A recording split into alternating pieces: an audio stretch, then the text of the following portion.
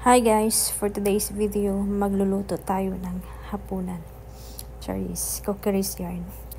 Yes, magluluto po tayo ng ating hapunan. Ang lulutuin po natin is yung may sabaw. Yung karning baboy na may sabaw. Ganun. Yun lang.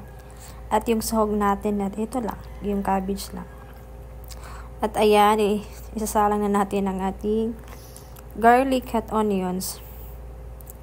Habang ginigisa ko nga itong bawang at sibuyas, parang tumatalsik kaya medyo lumalayo tayo. So ito pala is gigisahin ko muna yung karne. Kasi mas gusto ko yung ginigisa talaga yung karne una. Ayan, hanggang sa mag-brown lang siya ng konti. Nilagyan ko nga pala to ng soy sauce, yung ating karne. At ito na siya.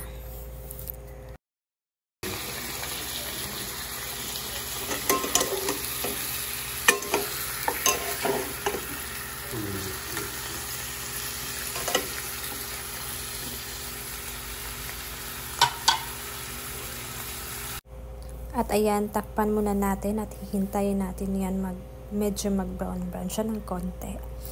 At sa banda dito, ayan, hindi ko pa pala nahugasan itong ating cabbage, kaya huhugasan muna natin to. At pagkatapos ay naghuhugas muna ako dito ng mga pinagamitan ko.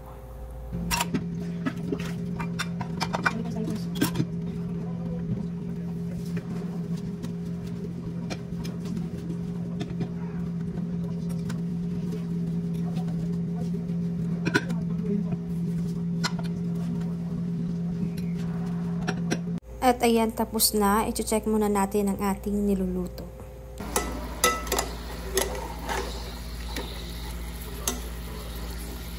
Yes, ayan, okay na. Lalagyan ko muna siya ng tubig. Tapos, pakukuluin. At ayan, takpan muna natin. At eto na. Kumukulo na nga siya. Kaya, pwede na to. Pwede ko nang ilagay itong ating sahog na cabbage. Ayan. At pagkatapos kong mailagay itong ating sahog, nilagyan ko lang siya ng konting asin. Yes po, konti lang. Kasi may soy sauce naman yung karne, kaya yun, konti lang yung nilagay kong asin. At yes, takpan ulit natin at hintayin muna natin siyang kumulo ulit. Ano yan? Yes, ayan, habang kumukulo na siya. Ayan, tinatawag ko dito yung isa, yung partner ko, para tikman niya kung okay na ba yung lasa or hindi pa, para maragdagan ko ng anong kulang. Kaya, ayan. It's hot. Oh gosh, it's delicious. And yes, okay na daw. Kaya ito, magigisa muna ako ng bagoong, konting bagoong. Kasi gusto ko yung sabaw na meron naman siyang bagoong. May kapares na bagoong. At ayan, pagkatapos, heto na siya. Kain na tayo, mga unta. And that's all for today's video. Thank you so much for watching. God bless you all.